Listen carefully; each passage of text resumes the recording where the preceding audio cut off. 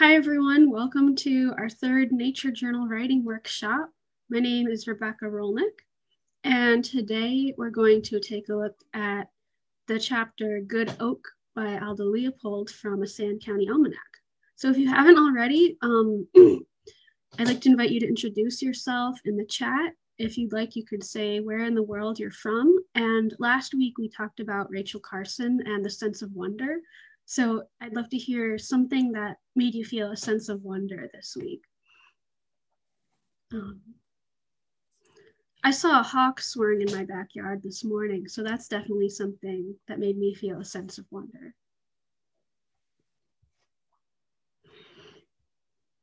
Okay, so like I said last week, we talked about Rachel Carson, and a lot of people don't know her last book that she wrote. She's most famous for Silent Spring, but she also wrote A Sense of Wonder about how to basically inspire people to find a sense of wonder. And I have this book of quotes that I was flipping through this week, and I randomly came across this one, which seemed relevant, so I thought I'd share it here.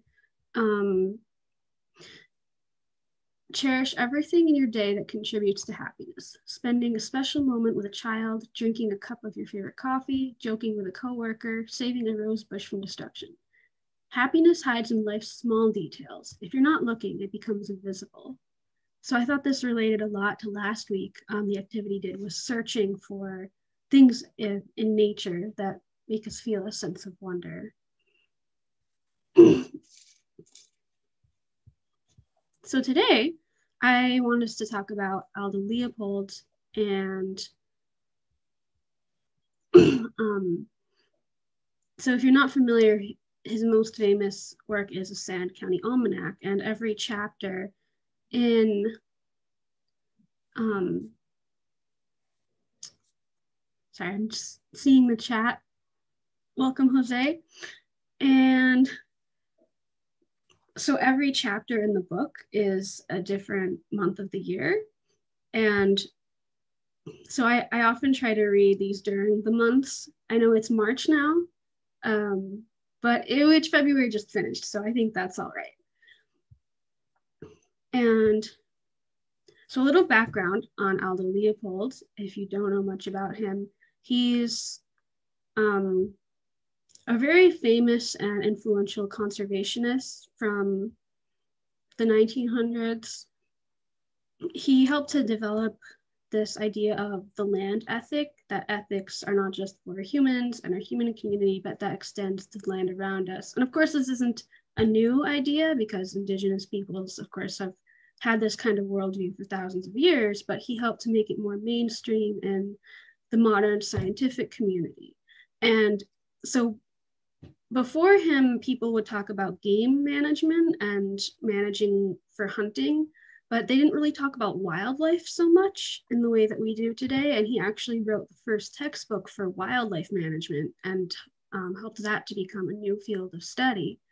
And so, like I said, he wrote, he's most famous for writing a Sand County Almanac from a farm that he moved to in Wisconsin and tried to help restore the landscape there. So it's a really great example of science and literature.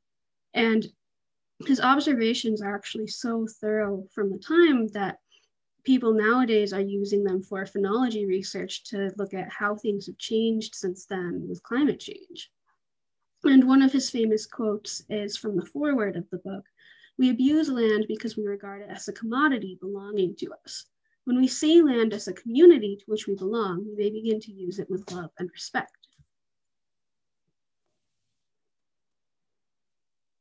And so there are a lot of different things that we could talk about in regards to his, the chapter that I wanted to look at today. But there are two things in particular that stuck out to me the most recent time I read it. And first, it's the idea of using a specific phenomenon in nature as a way to talk about, think like a mountain is a great essay too. So we can use a specific phenomenon in nature, not just to observe and learn more about that specific thing, but to use it as a way to think about a broader idea and our connection to the land in a larger way. And something that this chapter also made me think about is this idea that memory can be considered a form of mental time travel. Because one powerful thing about writing, especially as opposed to drawing or something like that, is that we can instantly travel through space and time and make connections to other places and experiences. And so in writing, it's often, in a book, it can often be kind of sneaky, I think. If you're caught up in a good story, you don't really notice when the character starts to think about something or there's a flashback. But I think one good thing about this chapter, and you'll see in a minute what I mean about this, is that it makes it very deliberate and noticeable when it's talking about different periods of time. And so that's something that we might be able to use in our writing. So these are just a couple quotes from an article that I read about mental time travel, which this chapter reminded me of. Is unlike other facets of memory, such as the acquisition of new skills, which are rooted in the here and now, the episodic memory allows us to peer back across time, using our imagination to revisit just about any event that we choose. Episodic memory tends to be rather flawed, and this is something that Jack Laws talks about a lot, because our memories are actually recreated every time we remember them. They're confabulations. But according to these scientists, that's okay, because the purpose is not to recreate it exactly perfectly, but to have a more general toolbox that allows us to use the past to develop foresight and for the future, and perhaps create a sense of personal identity. And then later in the article, it said mental time travel may have been a prerequisite to the evolution of language itself. So I think that also ties back in with writing is something, and using language in our nature journals is something that allows us to think more deeply about ideas and to think back and forth through time. So let's read the excerpt from this chapter right now. And one thing you could pay attention to is how the direct observations of nature shift between his thoughts and the ideas and memories.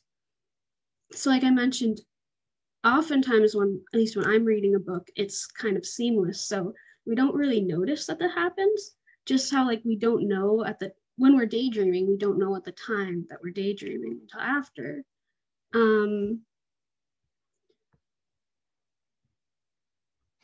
But if we're, so when we read something, we're often reading for entertainment or to learn something. But if we want to read as a writer, we can pay closer attention to how the writer is doing what they're doing, and that we can learn things in that way that we can apply to our own writing. Does everything that I'm saying make sense? Does anyone have any questions so far? And I think some of this will make more sense after we read the chapter. Great. Okay, so I will stop sharing that screen and start sharing this other screen, which has, where'd it go? Which has the writing excerpt on it. Okay. So would anyone like to read part of the, read a paragraph? Or I can start us out.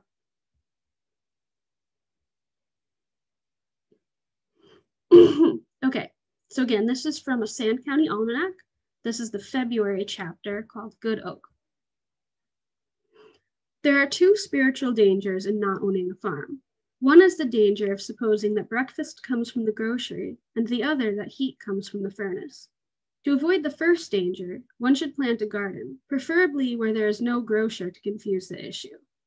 To avoid the second, he should lay a split of good oak on the andirons, preferably where there is no furnace, and let it warm his shins while a February blizzard tosses the trees outside. If one has cut, split, hauled, and piled his own good oak, and let his mind work the while, he will remember much about where the heat comes from, and with a wealth of detail denied to those who spend the weekend in town astride a radiator. The particular oak now aglow on my andirons grew on the bank of the old emigrant road where it climbs a sandhill. The stump, which I measured upon felling the tree, has a diameter of 30 inches. It shows 80 growth rings, hence the seedling from which it originated must have laid its first ring of wood in 1865 at the end of the Civil War. But I know from the history of present seedlings that no oak grows above the reach of rabbits without a decade or more of getting girdled each winter and re-sprouting during the following summer. Indeed, it is all too clear that every surviving oak is the product either of rabbit negligence or of rabbit scarcity. Someday, some patient botanist will drive a frequency curve of oak birth years and show that the curve humps every 10 years, each hump originating from a low in the 10-year rabbit cycle. A fauna and flora, by this very process of perpetual battle within and among species, achieve collective immortality. It is likely then that a low in rabbits occurred in the middle 60s when my oak began to lay on annual rings, but that the acorn that produced it fell during the preceding decade when the covered wagons were still passing over my road into the great Northwest. It may have been the wash and wear of the emigrant traffic that bared this roadbank, and thus enabled this particular acorn to spread its first leaves to the sun. Only one acorn in 1,000 ever grew large enough to fight rabbits. The rest were drowned at birth in the prairie sea. It is a warming thought that this one wasn't, and thus lived to garner 80 years of June sun. It is this sunlight that is now being released through my intervention of my axe and saw to warm my shack and my spirit through 80 gusts of blizzard.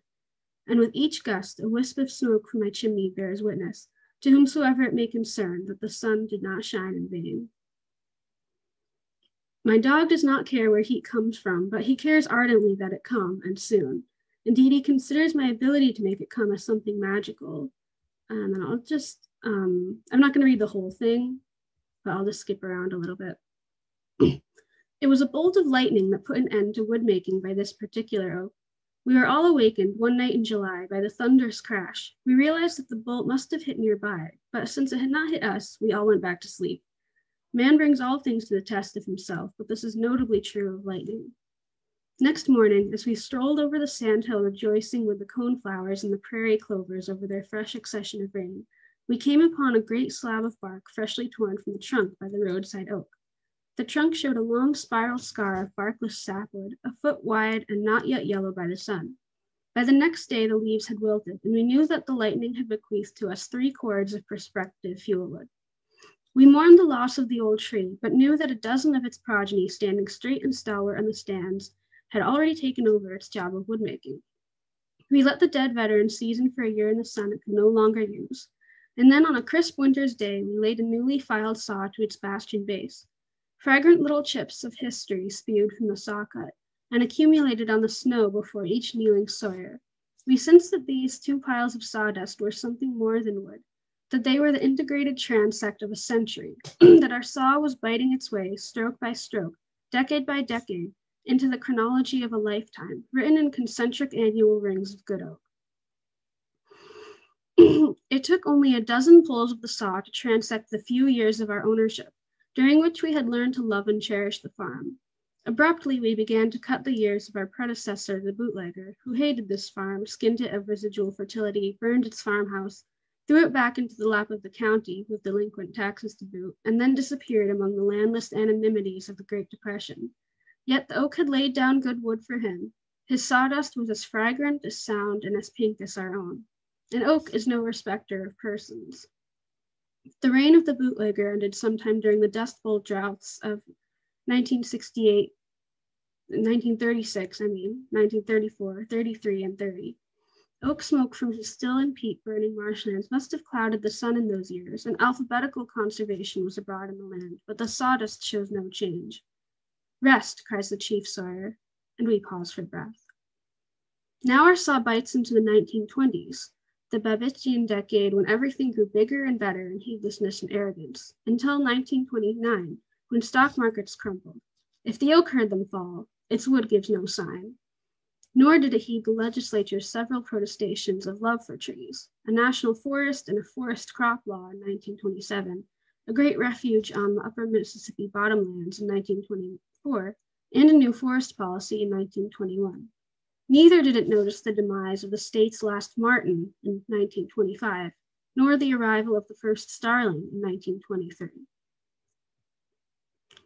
In March 1922, the big sleet tore the neighboring elms limb from limb, but there's no sign of damage to our tree. What is a ton of ice, more or less, to a good oak? Rest, cries the chief sawyer, and we pause for breath.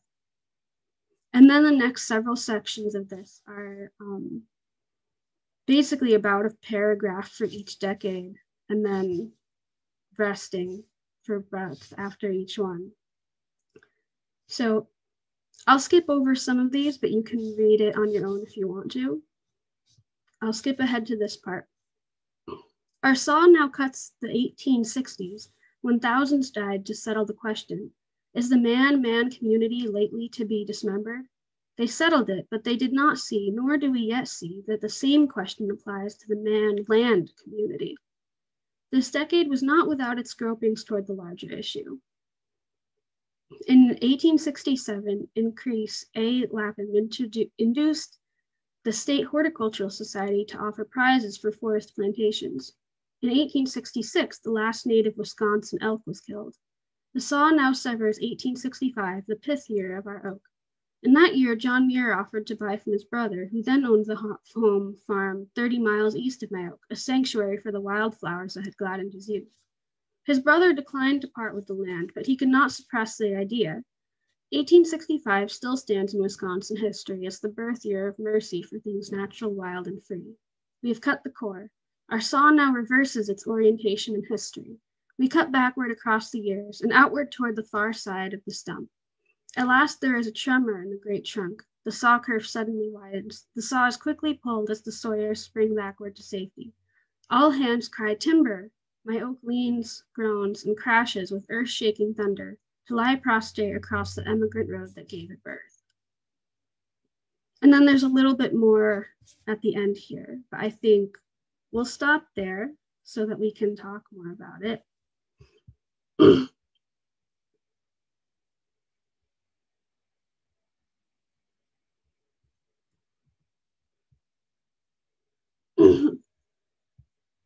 So does anyone have any immediate reactions or thoughts to the chapter that you'd like to share? Or any observations of how he went between his observations and the memory and the history and the bigger ideas that he talked about? And another thing we can talk about is there anything about his writing style that you either liked and might want to mimic, or anything that you disliked and want to avoid? And additionally, he had a lot of strong ideas in the piece, and you can agree or disagree with them. I'll go first. Yeah, being familiar with some of his writing, you know, like I mentioned, Think Like a Mountain. On this one, he makes it really easy for people who are maybe a little disconnected from the nature and conservation and preservation point of view, to really embrace that part that he's really focusing on, but doing it in a very subtle way, tying the importance of knowing where things come from and how to use what you have without being, I guess, preachy. He does it in a very thoughtful, utilitarian way, where it's like, this is why we have these things. Use everything that's given to you by nature. It's a gift. It has taken a lot of energy to produce these things. And so be thoughtful about utilizing this resource that takes years to create, and it should not be a throwaway thing. I think now, in our culture, we're very used to being more of a throwaway culture, where it's like, I buy this, I use it, it breaks, I get something else. In this time where he's writing, you didn't have that privilege. You could just utilize what was there and every part of it. And I think it's a great way to kind of use those ideas still today in any way possible. I definitely love all of the little detail of things. Going as he's like making a stroke with his saw, he's cutting into a year and bringing all of those memories to life. I thought it was very interesting. I had read it before. Well, it was audiobook, and so I think reading it, you like absorb a little bit more. Because there was a couple things that I was like, oh, I don't remember that part, and it's like, I don't know, but I think it's great. I think I'm gonna go back and reread it again. Was there anything in particular that you stuck out to you more this time? I mean, it's, the timeline of how it began. Like the acorn was very lucky for there not being any rabbits, and then how it grew, and then like every year had a story. Yeah, it just some of that more intricate detail. Like sometimes writers will use descriptions and they seem a little florally, like very just there for to make themselves sound smarter. But there's like every little detail is just part of the story. It's very integral. Thank you, Jose. Would anyone else like to share your thoughts? Oh, Joy. Hi, yeah. I really enjoyed his way of centering the tree in his story by focusing on the rings and the years. That was a really strong element to me, in a way, in that the tree at that moment was dead and gone, but he was still really centering the tree in the story through each ring, and using that as a tool really worked for me.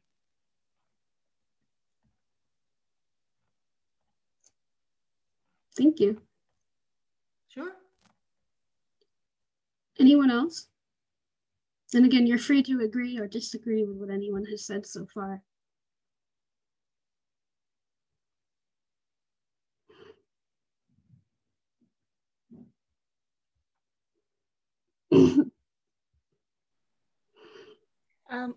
I've never heard of him before.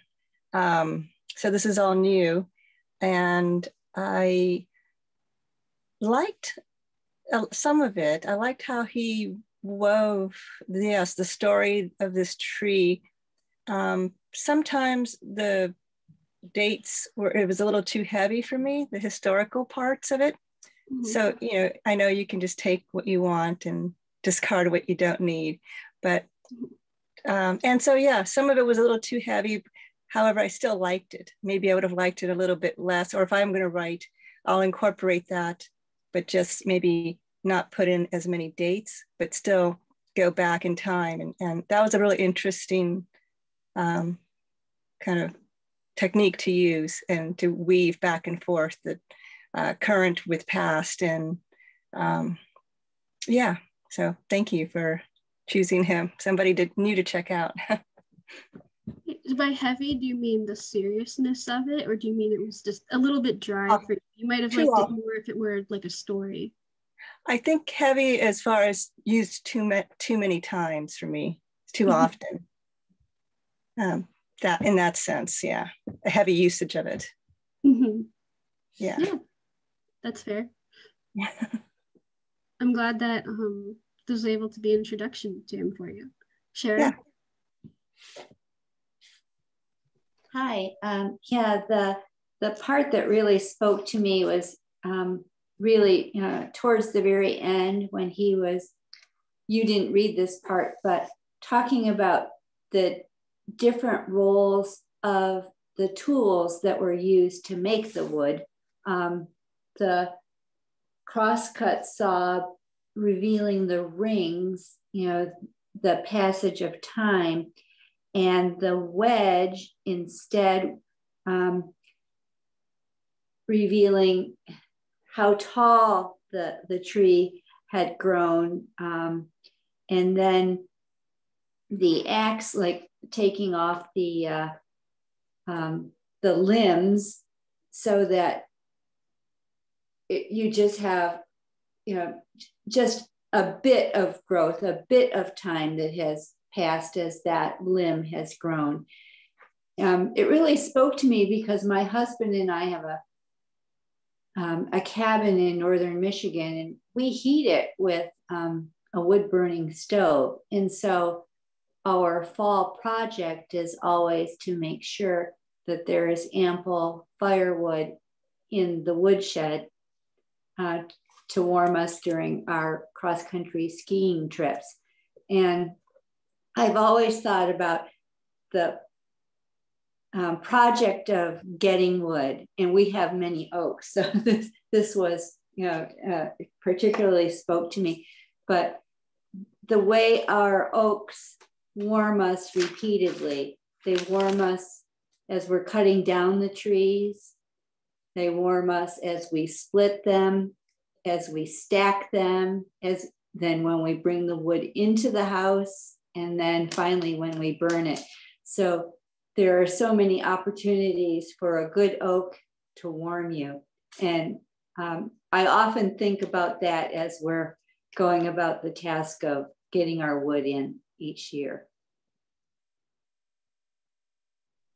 Also, I think about, the things that I would write about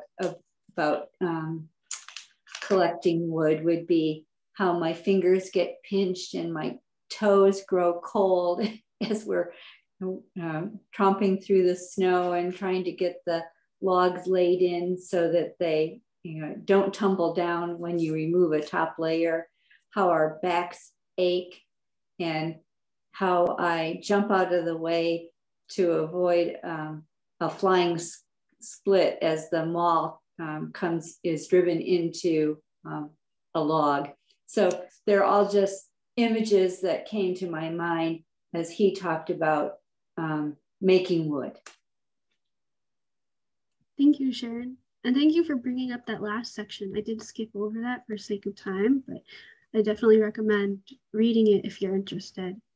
Yeah, I just found that, that kind of, for me, it collected things very nicely, bringing them to a nice conclusion. Yeah, and that using that as a metaphor to think about the connections between the tree and history and how we understand history. And some of the things that Jose was saying earlier also reminded me of some of my thoughts about this piece. I really like how he uses the years of the tree as they're cutting through it as a way to think about the history of the landscape in a more interesting way, instead of just saying, I'm going to tell you about the history of this place back from things that happened over the years. It can be through this tree, but also as a way to think about all the years that the tree was growing and all the things that it's lived through, and to think about how when he finally uses this tree for wood, for heat, it's taken all of those 80 years to lead up to this point that he can use it. So thank you all for sharing your thoughts. Would anyone else like to share your thoughts before we move on?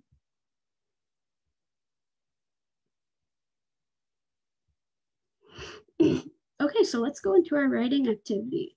So today the activity that I've come up with is we could, just like this piece used a certain phenomenon to write about the memories and the history and even some bigger ideas about our connection to nature, we could come up with some phenomenon and our memories and some of the ideas that might, is everybody seeing the PowerPoint again? Great.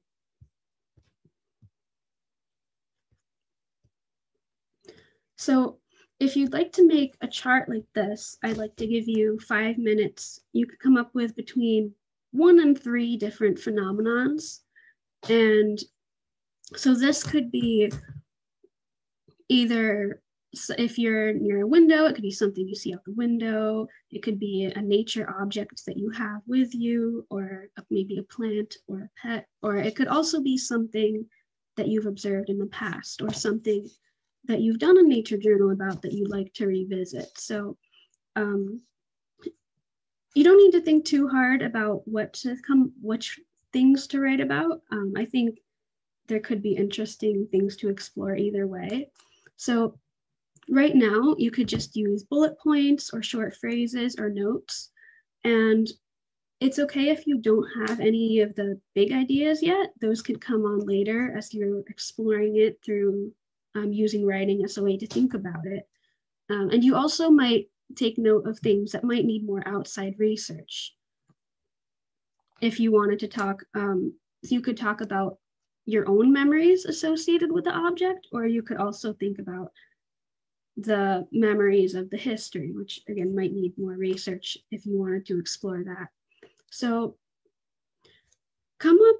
so take 5 minutes now to come up with a couple of possible phenomenon, and then after that, we'll pick our favorite and spend 10 minutes writing about that one. So I'm putting a timer on for 5 minutes right now. Does that sound good to everyone? Does that make sense? Any questions? Okay, good. Okay, so I'm starting 5 minutes now.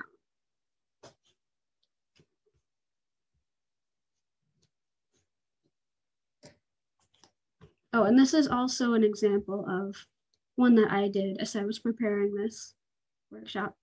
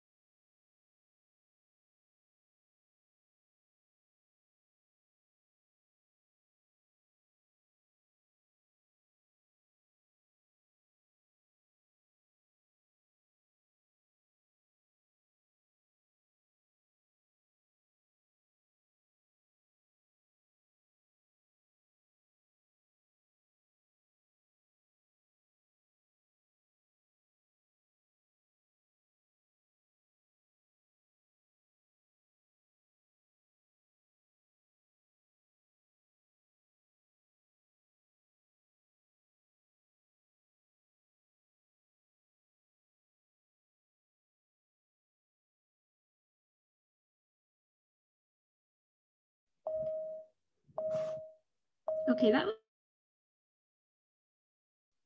was 5 minutes. Did everyone come up with at least one thing that you might want to write about? So this is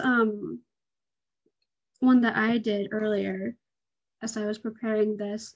I guess because it's a tree, it also made me think of a tree, but you don't have to write about a tree. But there's a tree stump in my backyard that used to be one of my favorite trees growing up. And then I wrote about it for about 5 minutes here. So now what we can do is take your notes, if you did bullet points or just some quick thoughts, and see if we can take those notes and start trying to turn them into more of a narrative, more of a full paragraph forms. And again, you can go back and forth between the observations and more of the thoughts or memories. So again, right now we're not writing to communicate. So in one of the earlier workshops, we talked about the difference between writing as a tool to think and versus to communicate, how we typically would in school and things like that. So the point is, you don't have to worry so much about if it makes sense to other people yet, or if it's all, laid out and pretty, but using the writing as a way to think more deeply about it and writing more for yourself. But then you could, after that, if you want to, edit it and make it something that is more polished to share with other people. So does that make sense to everyone? And would anyone like to share what you did so far before this next part, or would you like to just jump into the writing? I can share if people want to hear. Sure. Okay. I'm from Colorado, and we have a cabin up between Granby and Hot Sulphur Springs. If anybody's from Colorado that knows anything about that area, it's like north Colorado, north central Colorado, not too far from Steamboat Springs. Last fall, the East Troublesome Fire broke out, which was the huge fire. And all the foliage around the cabin was totally destroyed, but the firefighters saved our cabin, thank God. But it reminded me of, probably about 10 years ago, maybe 15, we had the beetle kill. We had the pine beetles. So our whole 40 acres up there was just fallen pine trees. I mean, we worked for years and years cutting and stacking, but you never got anywhere. But it really, how it changed the whole landscape of that area, where before it was all pines. And when the pines died, the aspens came in because they could get the sunlight, and it just masses of amounts of wildflowers that we had never seen before because of all the sun. And then I'm just really curious how this last change is going to affect the landscape of our land. And it's kind of fun to be able to watch something over all these years and how things change so much, and that Mother Nature always takes care of it. So she's a mighty force. So that's what I had to share. Thank you for sharing that. Yeah, it's very interesting. I can't wait to go out this summer when we can't get up there now. It's too cold, too much snow, and just see how all the little pieces and parts start to grow back. You know what, let's do 5 minutes of writing right now. I did earlier, I wrote this in 5 minutes. I started writing about this ash tree that used to be there, like I said, and the bigger ideas I was originally thinking about is how the ash trees are dying and there's all that loss. Then I was thinking, I'm kind of tired of nature stories. They're all about loss because that happens a lot with the environment, unfortunately. But again, like just like Karen was talking about, that's something that we do still need to deal with. I ended up writing a lot about the bluebirds that used to sit in the ash tree. So because it reminded me of that. So again, you can kind of go wherever your thoughts take you. And let's do 5 minutes here just so that we'll have time to share afterwards. And then you can write more on your own after this if you want to. So I'll put the timer on for 5 minutes. And again, if you're watching the recording, you can write along with us. Okay, ready, set, go.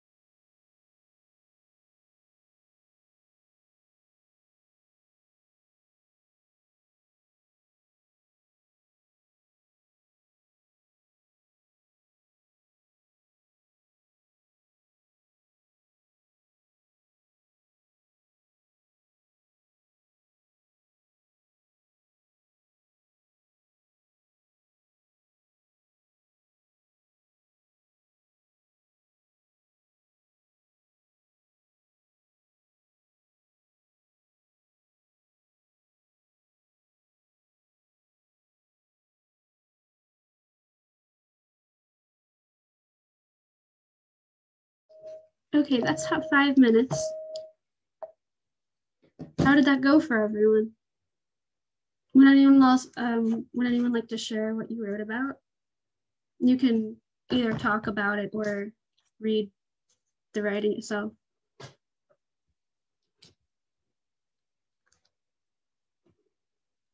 Linda?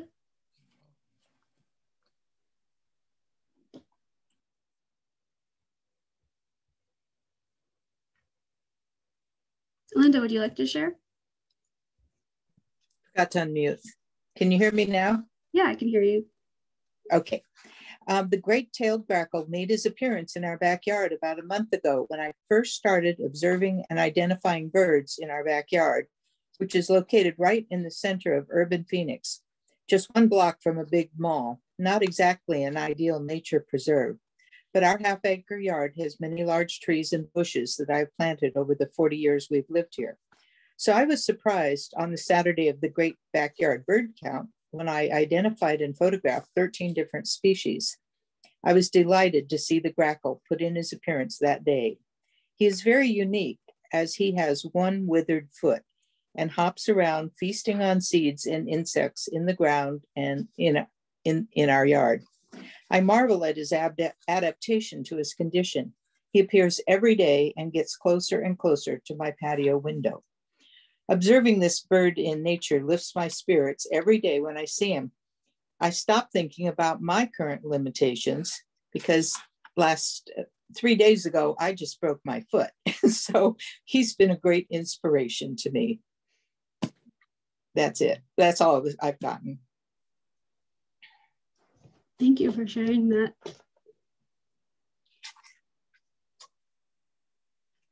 Yeah, I like how you started with the descriptions of seeing the grackle and then the memories of seeing it earlier and how you learned about it and how you're learning from it. Mm-hmm. Yeah. I think, Sharon, I think you raised your hand too. Yes, I did.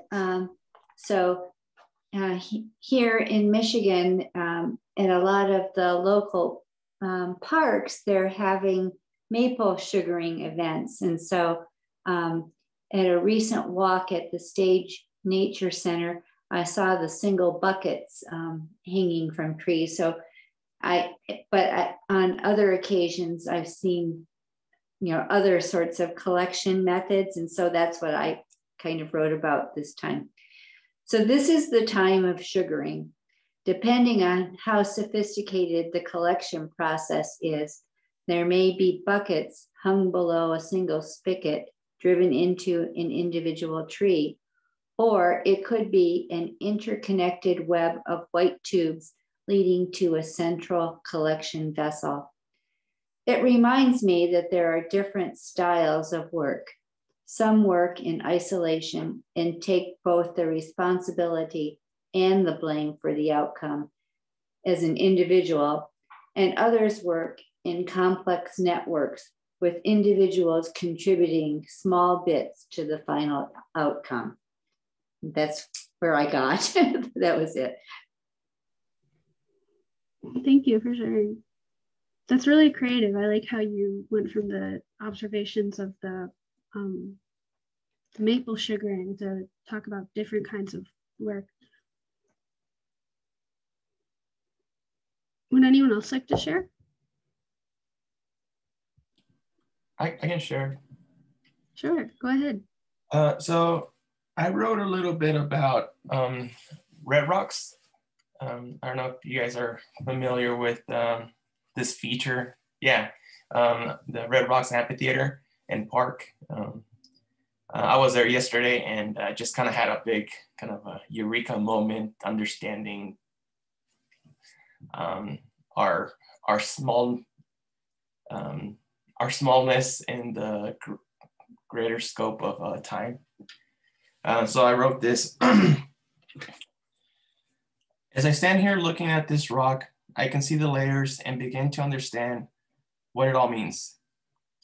How I can touch the smooth section and it transports me to a different time, era. millennia. And as I move my hand to a more coarse surface, I am now in a different timeline. And then I see, and I begin to think about how this section of the rock, this one part was once flat and it was a riverbed. And you can see the layers start to build with time. Millennia of year has gone to build this section and try to comprehend the vastness of power of the earth, that with the Laramie orogeny created this shift in the landscape, and try to imagine the power that the earth has to be able to move millions of tons of rock and expose its secrets to us to see. That's kind of what I have.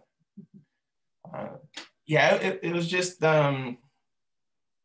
crazy to understand and see this rock that was flat, and you could see how it was once millions of miles from here because, you know, Pangea, and then, you know, millions of years ago, the plate tectonic started to hit another one, and the shift happened, and now we can see millions of years back into the future. So yeah, it's really fascinating.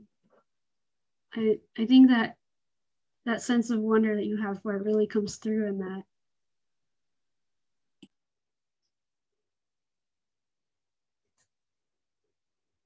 Anyone else?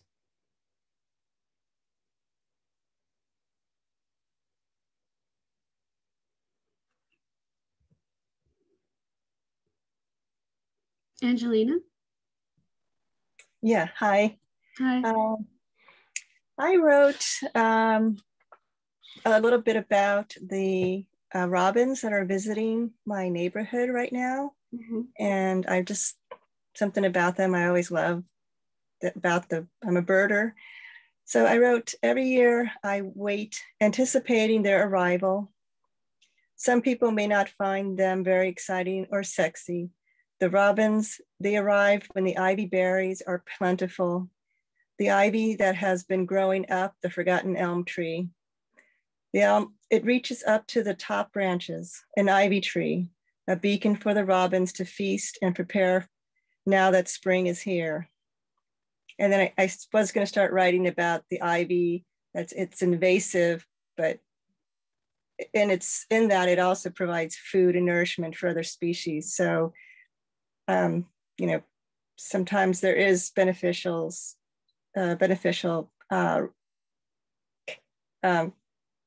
capabilities for the invasive species that we think we want to get rid of, but it actually helps native species or species in the area. So that's about all I got. Yeah, sometimes the relationships between things in nature can be kind of complicated. They're not always just good or bad. And I think writing can help us to explore those complexities. It's 10 o'clock. Yeah, thank you. My clock. So it is 1 o'clock now, or it's 10 o'clock where you live. So if you want to learn more about Aldo Leopold, you can visit the Aldo Leopold Foundation website. That's a good place to start. And I also found out while I was preparing this that it's actually Leopold Week this week. So that's a nice coincidence. So they're having a number of free events online that sound pretty interesting. So you can check that out. So next time we're going to do an activity based about interviewing a creature and interviewing each other, and how do we ask questions and talk about the difference between empathy and anthropomorphism. So this is partially based off an activity from the Beatles project, and partially based off this book that I really like called The Wild Girls. So I'll be explaining more about that next week. And just give a little plug, I teach some classes for kids on OutSchool, which is a website. And if you're interested in checking that out, you can search for me there. So thank you everyone for coming. I'm really glad to have you here. And I hope to see you again another time. If you liked it, I'd love to know what you liked or what you would like to see more of. So thank you. I'm gonna stop the recording now. Yeah.